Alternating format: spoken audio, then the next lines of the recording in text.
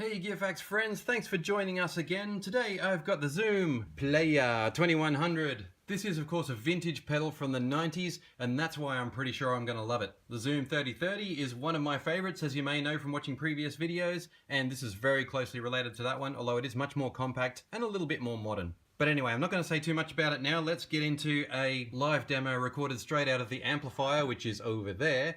And then after we've heard some of those sounds, we'll switch through to a direct recording so you can hear the pure Zoom Player 2100 signal. Just a really quick tutorial before we get into actually tweaking the patches. We've got 5 components in the effects chain. You can select each of them by hitting the button right underneath. And if you hit the button several times, you'll notice that this LED moves down each of the parameters within that particular part of the effects chain. As you can see, we're in the distortion column here and our light is illuminated on type. So I'll press plus minus and we'll go through some of the types, starting at the bottom. Very thin, vintage sound. A little bit more gutsy, still very vintage. Getting more distorted.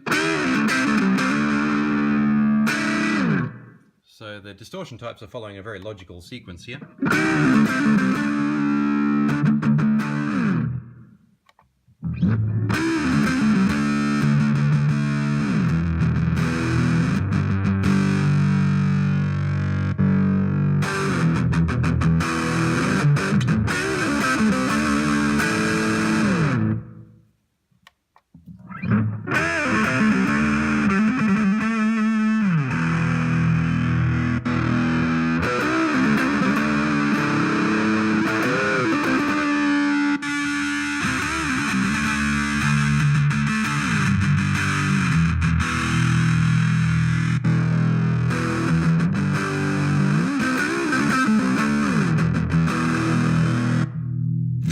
Back at the beginning again. I was wondering when that was going to stop. So some really nice models there. Scrolling back down, I just want to go to something that's kind of middle of the road that we can all enjoy.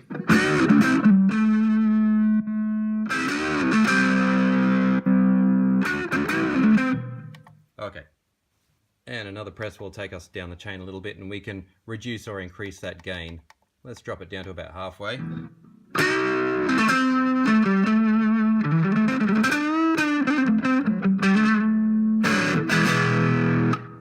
I think in the interest of keeping this video reasonably short, we should go through all the modulation effects, and they are divided into 2 halves. You've got before the distortion component and after the distortion component, and then over here we've got the ambience effects, delay and reverbs. I'll just mention too, it's got a looper on board. I've never tried it, so we'll give that a go a little bit later on. For now we're going to focus on sounds.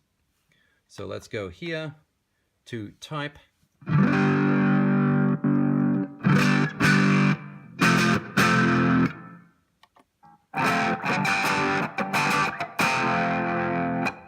That's a static wah effect. You need to attach an expression pedal to fully appreciate that one, but you can switch it to auto.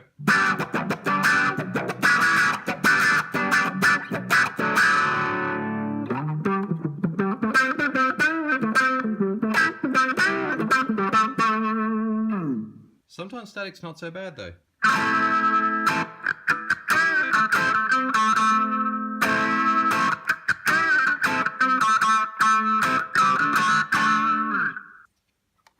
Tremolo.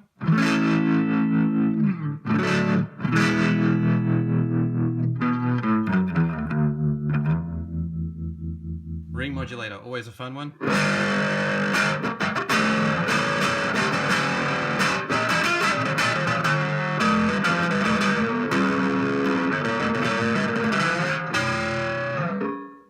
I always think of it as more of a sound effect than a guitar tone. Now we're over in the modulation section. You can see that we've got 7 modulation effects. Notice that the last one is delay, so we can actually have 2 layers of delay when you combine it with the ambience part of the signal path. Anyway, here's our chorus effect.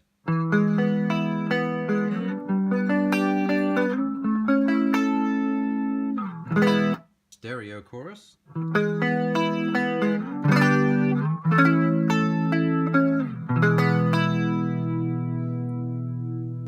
I find that one a little bit more glassy. I like the stereo chorus. Flanger.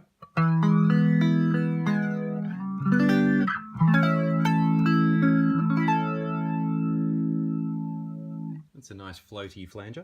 Phaser, always a favourite for me.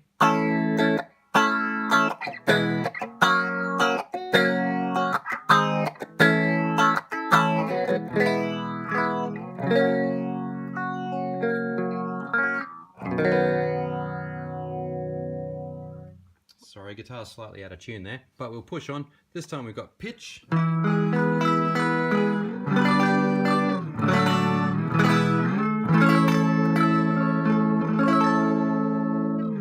The next one's pedal pitch, and again we need to have the expression pedal connected to fully appreciate that, but let's give it a go.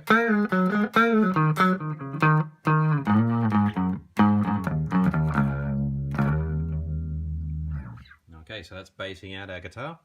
Next up is that delay effect.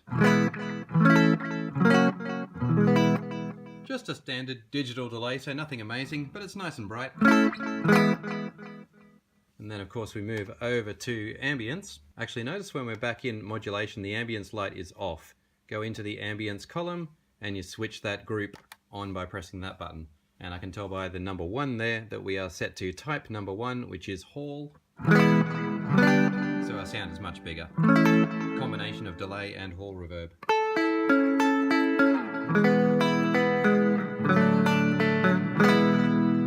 A very agreeable combination. Then we've got our room reverb, and I'll just hop back to modulation for a minute and just maybe put us back to phaser. So we can hear that reverb working without delay interfering. That's a nice sharp room reverb actually, I like that one. Then we've got delay effects.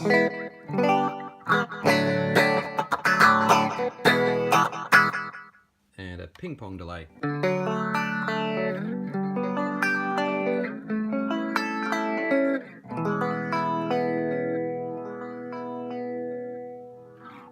Alright, now I'm going to try the looper. Literally my first go ever on this, but I've discovered by holding down this one, we enter the sampler mode here, which is the final column, and I assume by pressing record, that will begin our recording.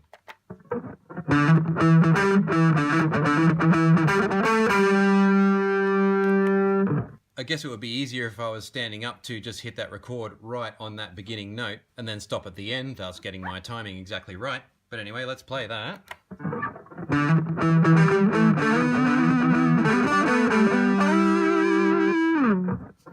Okay, and a bit of rough soloing. So that's a very nice, easy sampler. Let's see if we can exit that and then choose a different patch. Sorry, got to exit that mode. Then choose a different patch. We can go up through banks of patches by pressing the bank button right here and just choosing one at random. I was hoping something a little softer. Okay, there's a nice soloing sound. And if I go back into this, I'm hoping that we can play that previous loop that I recorded and use the new affected sound to solo over it. No, it would appear not. You lose your sample if you go out and change patches. There might be a way around that, but I'm not aware of it. Anyway, let's record something very simple, and I'll try to get the timing right by playing with my right hand and hitting this with my left.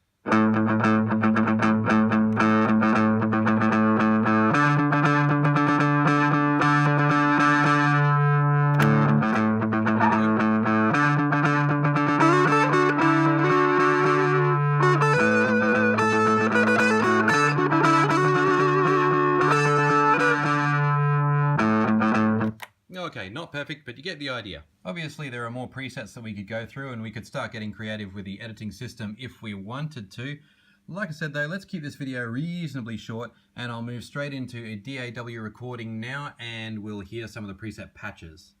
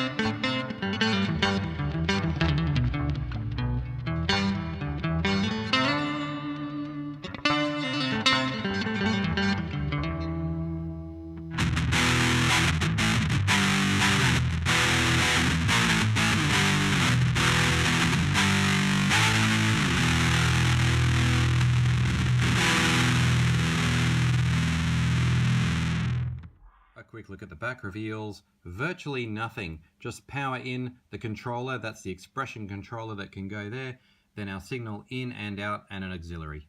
That's the Zoom Player 2100 Gearfax, friends. It shows flashes of brilliance and flashes of ordinariness, but it's definitely something that's worth trying out if you can get your hands on one for a reasonable price. Thanks for liking, commenting, or subscribing, and especially for sharing. Gearfax friends, I look forward to seeing you on the next one. That's the Zoom Player 2100.